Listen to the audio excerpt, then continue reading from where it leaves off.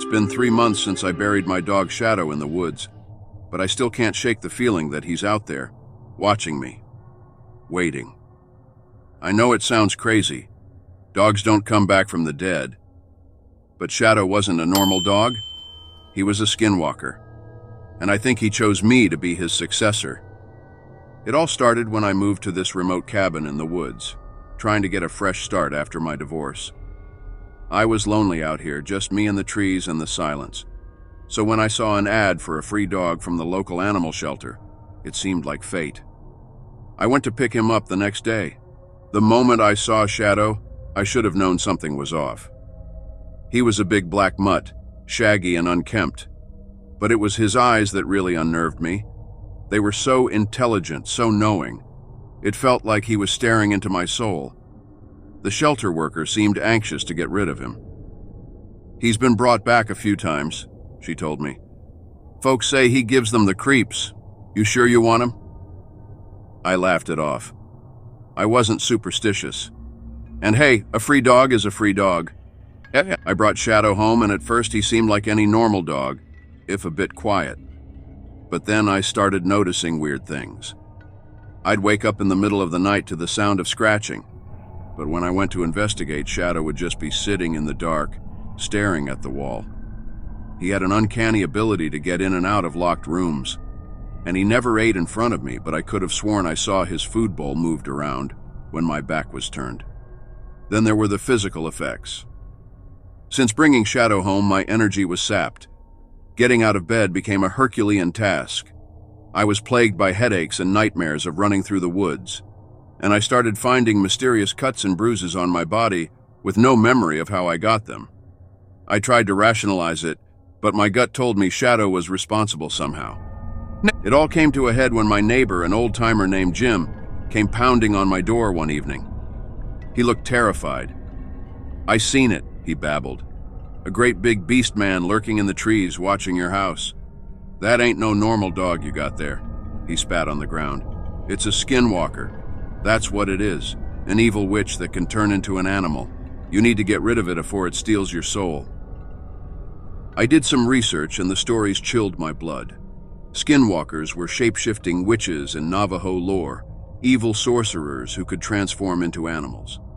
They gained power by terrorizing people and performing dark rituals under the full moon. The more fear they caused, the stronger they got. It all fit with Shadow's behavior. I confronted Shadow that night. I looked into those two knowing eyes and felt his ancient malevolence. "I know what you are," I said, my voice quavering. "You need to leave. Now." He just stared at me, unblinking.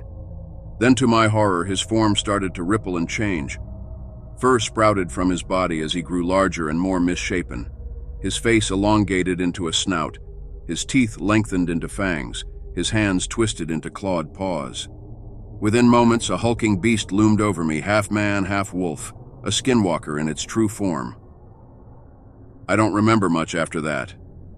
I know I ran, crashing blindly through the woods as the Skinwalker pursued me, its snarls echoing off the trees. I woke up the next morning naked and shivering miles from home, my feet bloody and raw. Shadow was waiting for me on the porch, back in dog form, grinning his awful grin. I knew I needed to break his hold on me. I researched Skinwalker lore obsessively, growing more gaunt and feral myself. The only way to kill a Skinwalker, the legend said, was during a blood moon, when their powers were weakened. The next one was only days away. It was a desperate plan, but I was desperate. I lured Shadow into the woods under the scarlet light of the eclipsed moon. We faced each other in a clearing, him in beast form, me armed with a silver knife. The fight was brutal. His claws raked my flesh, my blade bit into his. But in the end, I drove the knife into his heart. The Skinwalker let out an earth-shaking howl, then crumpled to the ground, human once more. With his dying breath, Shadow looked at me with what almost seemed like pride. Then the light faded from his yellow eyes. I buried him deep, but I don't think I'll ever be free of him. I can feel him even now, his power festering in my veins, whispering to me in my dreams. I look in the mirror and sometimes my eyes flash yellow. I wake up with dirt under my nails and blood in my mouth. I fear that one day I'll shed my human skin entirely and become the beast Shadow always intended me to be. So I'm writing this as a warning.